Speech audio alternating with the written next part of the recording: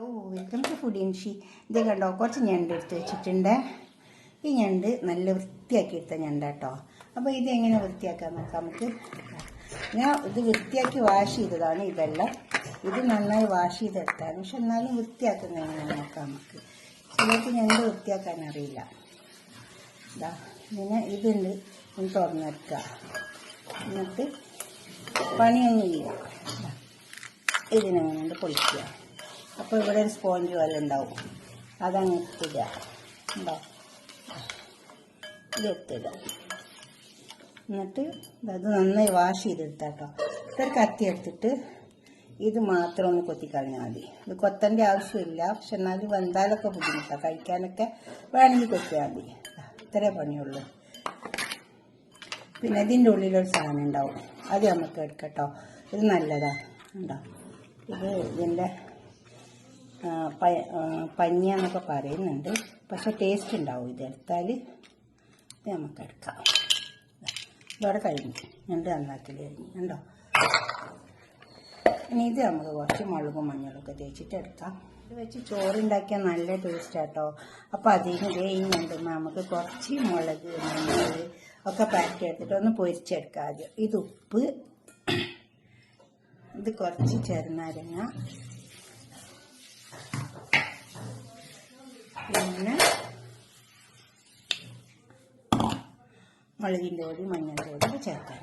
ഞണ്ട് പൊരിച്ചിട്ട് ഗ്രേവി ഉണ്ടാക്കി ചോറ് വെച്ചാൽ നല്ല ടേസ്റ്റ് കേട്ടോ. ഇത് ഗരം മസാല പൗഡർ,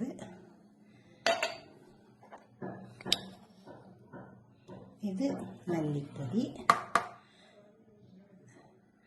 ഇത് ഉണ്ടോ ടേബിൾ സ്പൂണിൻ്റെ അര ടീസ്പൂണാണ് ഇട്ട്. ഇത് ടേബിൾ ടീസ്പൂണാണ് കേട്ടോ. പിന്നെ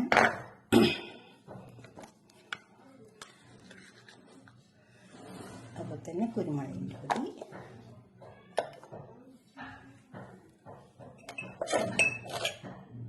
മഞ്ഞളിൻ്റെ പൊടി,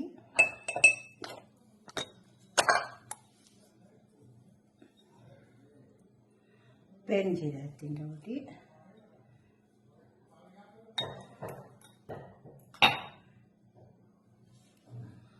പിന്നെ നമുക്കിതിലേക്ക് കാശ്മീരി മുളകാണ് ഇട്ട് കൊടുക്കുന്നത്. അത് 1 ടേബിൾ സ്പൂൺ ഇട്ട് കൊടുക്കുന്നുണ്ട്, അതുകൊണ്ട് 2 എണ്ണം എടുത്തിട്ട്. നമുക്കിതൊന്ന് നന്നായി ചേർത്തെടുക്കാം.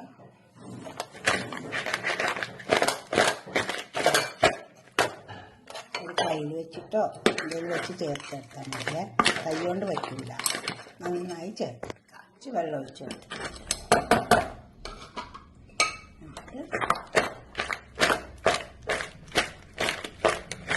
ഇത് വെള്ളത്തിൽ കലക്കിയിട്ട് ഒഴിച്ചു കൊടുത്താലും മതി കേട്ടോ. ഓരോന്നോരോന്ന് പ്രാവശ്യം എന്തായാലും ഇങ്ങനെ കുലുക്കിയിട്ട് ചെയ്താൽ മതി, എൻ്റെ കൈയും അതിൻ്റെ പല്ലൊക്കെ കുത്തും.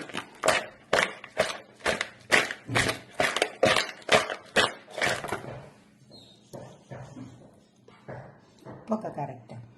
നമുക്കിതൊന്ന് പൊരിച്ചെടുക്കാം, കുറച്ച് സമയം ഇരിക്കട്ടെ, അപ്പോഴാ മുളകൊക്കെ ഒന്ന് പിടിക്കുള്ളിട്ട്. ഓയിൽ അടുപ്പത്ത് വെച്ചിട്ടുണ്ട്. അതിലേക്ക് കുറച്ച് അരി വേവിപ്പിക്കാൻ വെച്ചിട്ടുണ്ട്. ഇത് അരി വെന്തിട്ടാണ് ഞാൻ ഇടുന്നത് അതിൽ, ഞണ്ടിലേക്ക് ഗ്രേവി ഉണ്ടാക്കിയിട്ട്. അപ്പോൾ ഈ അരി ഒന്ന് വേവട്ടെ.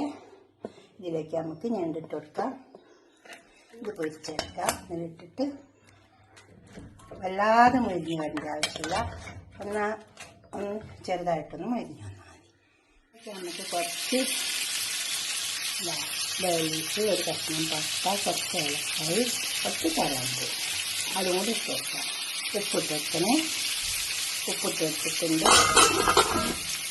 എല്ലാം ഇട്ടിട്ട് വെച്ചിട്ട് കുറച്ച് പശു നെയ്യ് ഒഴിച്ച് വെച്ചിട്ടുണ്ട്. അധികം നെയ്യൊന്നും ഞാൻ ഒഴിച്ചിട്ടില്ല. ഇതിലേക്ക് കുറച്ച് സവാള ഇട്ടെടുത്തിട്ടുണ്ട്. ഈ സവാള ഒന്ന് വാടിയതിന് ശേഷം നമുക്ക്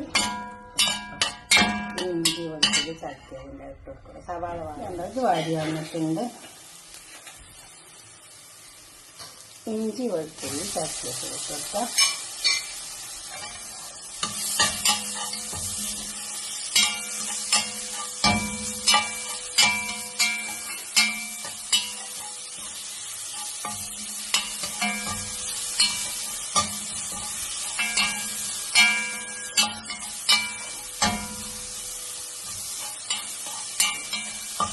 ഇതിൻ്റെ പച്ചമണം വേണം. ഇഞ്ചി വെളുത്തുള്ളിൻ്റെ ഇതിലേക്ക് കുറച്ച് തക്കാളി ഇട്ട് കൊടുക്കാം.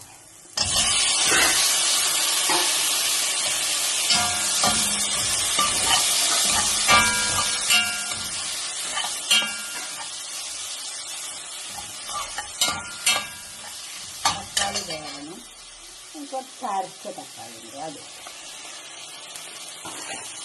ഇത് വെന്ത് വരണം. തക്കാളി ഇതിന് തക്കാളിൻ്റെ പച്ച മണമൊക്കെ പോകണം. മഞ്ഞളിൻ്റെ പൊടി ചേർത്തിട്ടുണ്ട്, മല്ലിപ്പൊടി, ഇത് വറുക്കാത്ത മല്ലി കേട്ടോ, 1 ടീസ്പൂൺ ചേർത്തിട്ടുണ്ട്. പിന്നെ മുളകിൻ്റെ പൊടി, പെരുംജീരകത്തിൻ്റെ പൊടി. കുറച്ചതിൽ കഴിഞ്ഞിട്ട് ഈ തക്കാളിൻ്റെ കൂടെ നല്ലൊരു ഗ്രേവി ആയിട്ട് വന്നിട്ട് കുറച്ച് ഉപ്പും കൂടെ കൊടുക്കാം.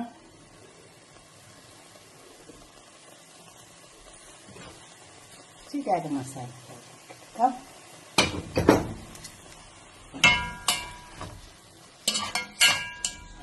ഇത് വെന്തൊരു നല്ലൊരു ഗ്രേവി ആയിട്ട് കിട്ടും. അങ്ങനെ വെന്തിട്ട് ആ മസാലയൊക്കെ വെന്ത് വന്നിട്ട് നമുക്ക് ഇനി എന്ത് കൊടുക്കാം. ക്രാബ് ഇതിൽ കുറച്ച് മസാല ഉണ്ട്, അതും കൂടെ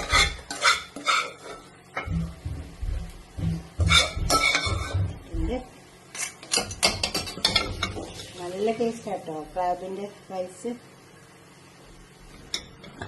ഇതേപോലെ പൊരിച്ചിട്ടൊക്കെ വെക്കണം, അപ്പോഴേ ടേസ്റ്റ്. ഇത് വലിയ ടേസ്റ്റൊന്നും ഉണ്ടാവില്ല കറി വെച്ചിട്ട് വെക്കുമ്പോൾ. ഇനി ഇതൊന്ന് അരച്ചിട്ട് അതിലേക്ക് മസാല ഇത് നമുക്കിതിലേക്ക് വേപ്പിച്ച് വെച്ച് ചോർത്ത് ആദ്യം ഇതൊന്ന് നന്നായി ഇളക്കി ചേർത്താം. ഒക്കെ ഇളക്കി ചേർത്തെടുത്തിട്ടുണ്ട്. കുറച്ച് പൊരിച്ച് വെച്ച ഉള്ളി ഇട്ട് കൊടുക്കുന്നുണ്ട്. സവാള പൊരിച്ച് വെച്ചതാണ്, ഒന്ന് പൊരിച്ചെടുത്തതാണ്. അതുകൊണ്ട് കുറച്ചുകൂടെ ഗ്രേവി ഉണ്ടാവും. നമുക്ക്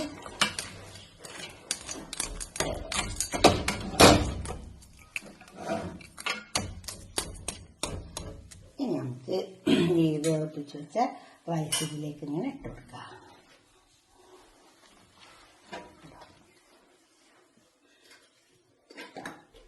അതേപോലെ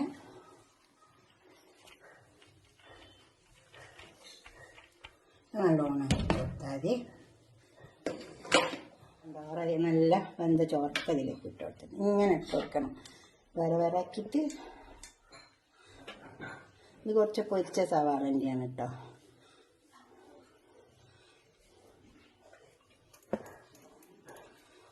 ഇനി ഇത് നമുക്ക് കുറച്ച് നേരം ഒന്ന് മൂടിക്കൊടുക്കാം.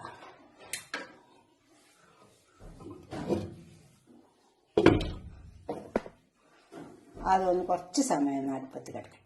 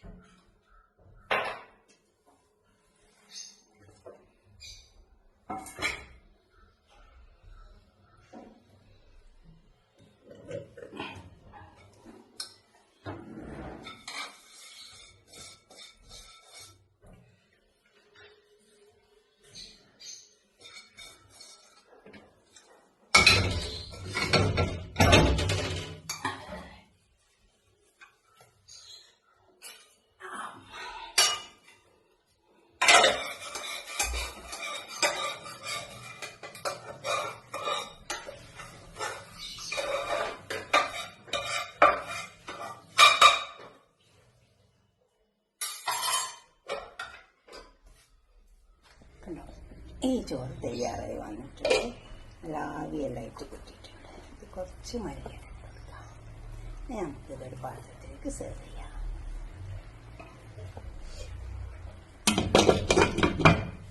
നമ്മൾ ചോറ് അടുക്കൊണ്ട് വെച്ചിട്ടുണ്ട്.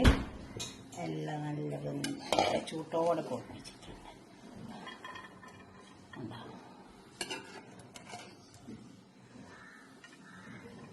ഇതെന്താ വെച്ചാൽ ആ പൊരിച്ചിട്ട് ആ ഗ്രേവി ഉണ്ടാവില്ലേ, ആ ഗ്രേവിയിൽ കുറച്ച് ചോറ് ഇട്ടിട്ട് ഇങ്ങോട്ട് എടുത്താൽ അപ്പം നല്ല ഉണ്ട്. ആ കടായിൽ